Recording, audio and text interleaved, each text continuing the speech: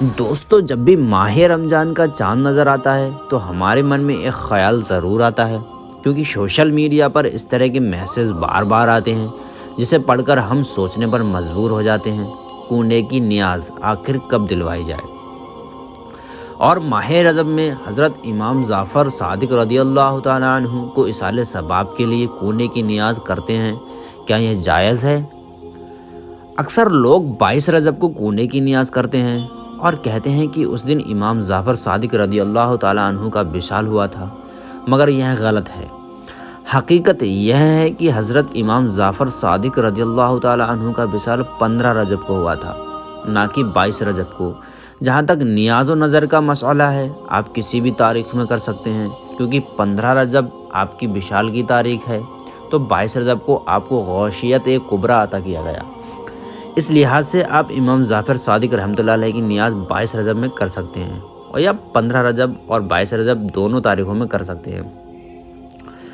دوستو، 22 رجب کو صحابی رسول حضرت امیر معاویہ رضی اللہ تعالی عنہ کا وصال ہوا، اور شیعہ اور رافضی لوگ حضرت امیر معاویہ کے گستاخ اور سخت نفرت کرتے ہیں، تو شیعہ اس تاریخ میں حضرت امیر معاویہ رضی اللہ تعالی عنہ کے وصال کی خوشی میں عید مناتے ہیں، اور سنیوں کو دھوکہ دینے کے لیے اسے حضرت امام جعفر صادق رضی اللہ تعالی عنہ کی نیاز کہتے ہیں۔ لہٰذا سنی حضرات پر لازم ہے کہ وہ شیعوں کی مخالفت سے دور رہیں، اور جہاں تک نیاز و نظر کا مسئلہ ہے، آپ کسی بھی تاریخ میں کر سکتے ہیں، کیونکہ 15 رجب آپ کی وصال کی تاریخ ہے تو 22 رجب کو آپ کو غوثیت کبریٰ عطا کیا گیا۔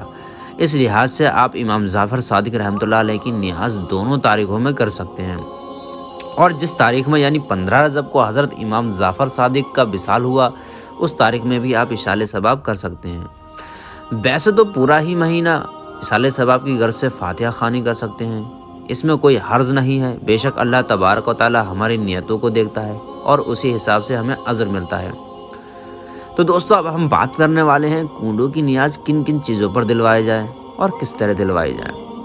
اس فاتحہ میں کوئی بھی حلال چیز پر فاتحہ دلا سکتے ہیں، ضروری نہیں کہ کھیر پوری ہی بنائی جائے۔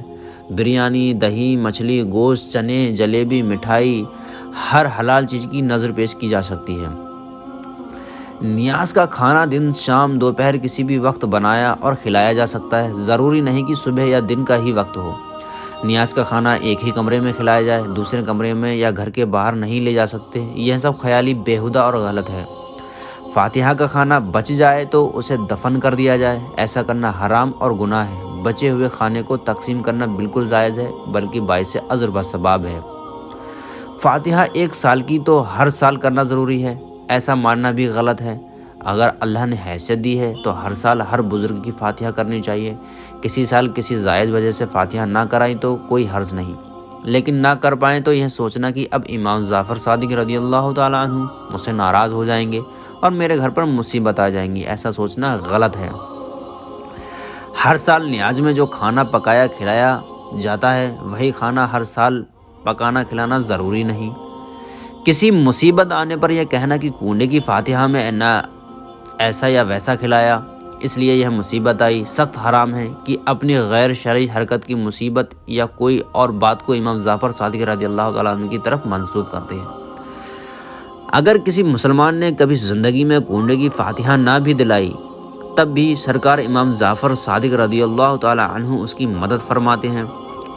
گھر کا بنا ہوا کھانا ہو یا صرف حلوہ ہو یا صرف 1 گلاس پانی ہی کیوں نہ ہو، اس پر فاتحہ پڑھیں اور ضرور پڑھیں۔ کوئی ضروری نہیں کہ جس گھر کے گھر پہلے سے ہوتی آئی ہیں اسی کے گھر کونڈے کی فاتحہ ہو، ہر کوئی کرے۔ بے شک اور ضروری رسم و رواج جو قائم ہو چکے ہیں، چاہے ہمارے یا کسی کے باپ داداؤں نے کیا ہو، اسلام سے ان باتوں کا کوئی لینا دینا نہیں۔ اگر کوئی منع کرے تو گھر کے بزرگوں کو پیار سے سمجھائیں کہ یہ سب غلط باتیں ہیں جو اب ہمیں ختم کرنی چاہیے۔ اللہ تعالی ہم سب کو اپنے حبیب صلی اللہ تعالی وسلم اور تمام صحابہ کرام کے صدقے دین کی سمجھ بوجھ عطا فرمائے، آمین۔